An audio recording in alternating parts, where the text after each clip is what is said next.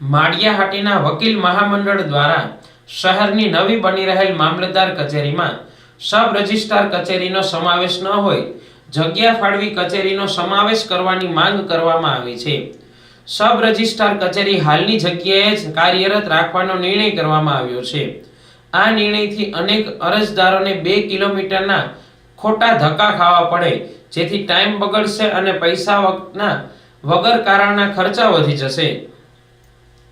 નવી બની રહેલ કચેરી હાલના સમય મુજબ આધુનિક અને સંપૂર્ણ સુવિધાયુક્ત છે અને ત્યાં જગ્યાનો પણ કોઈ અભાવ ન હોવા છતાં આવો નિર્ણય શા માટે લેવાયેલ છે તે પ્રશ્ન છે।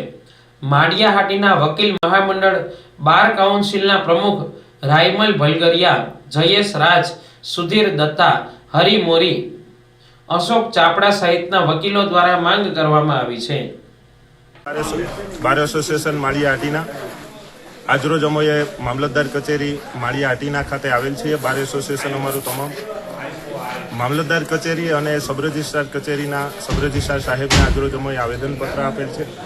મામલતદાર કચેરીની અદ્યતન સુવિધા માટે સરકારશ્રી દ્વારા એની પાર્કિંગની સુવિધાઓ ધ્યાને રાખી પેલી બીજી કચેરીઓની અંદરની ઓફિસોની બધી સુવિધાઓ ધ્યાને રાખી અને માળિયાનાથી લગભગ 2 કિલોમીટર દૂરના અંતરે મામલતદાર કચેરી બનાવવામાં આવેલી છે। મામલતદાર કચેરી અને સબ રજિસ્ટ્રાર કચેરી સંલગ્ન કચેરીઓ છે, એકબીજા સાથે જોડાયેલી કચેરી છે।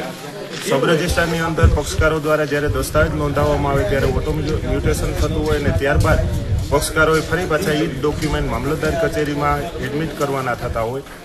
મામલતદાર કચેરી અને સબ રજિસ્ટ્રાર કચેરી એક જ જગ્યા પર હોવા જોઈએ, એના બદલે સરકારશ્રી દ્વારા મામલતદાર કચેરીની સુવિધા કરવામાં આવી, અલગ નવી મામલતદાર કચેરી બનાવવામાં આવી, પરંતુ સબ રજિસ્ટ્રાર કચેરી જે જૂની જગ્યાએ હતી ત્યાં જ રાખવામાં આવેલ છે, જેનાથી પક્ષકારોને ગામડેથી અને ગ્રામ્યજનોને આવતા પક્ષકારોને ખૂબ જ તકલીફ પડે છે। તેમજ વકીલ મિત્રોને પણ અહીંયા જૂની કચેરીએ પહેલાં નોંધાવવા આવવાનું, ત્યારબાદ નવી કચેરીએ દાખલ કરવા જવાના, દસ્તાવેજના ડોક્યુમેન્ટ આપવા જવાના, આ તમામ અસુવિધાઓ પડતી હોય, જેથી અમારું બાર એસોસિએશન પ્રજાજનોના મુશ્કેલીઓને ધ્યાને રાખી અને સરકારશ્રી નવી મામલતદાર કચેરી બનેલ છે ત્યાં સબ રજિસ્ટ્રાર કચેરી પણ બનાવી આપે તે માટે આવેદનપત્ર આપવા માટે આવેલ છે અને સહકાર આ બાબતે પૂરેપૂરો સહકાર આપી અને તાત્કાલિક અસરથી સબ રજિસ્ટ્રાર કચેરી મામલતદાર કચેરીની જગ્યાએ ફાળવી આપે તે માટે અમે તમામ અહીં આવેલ છીએ।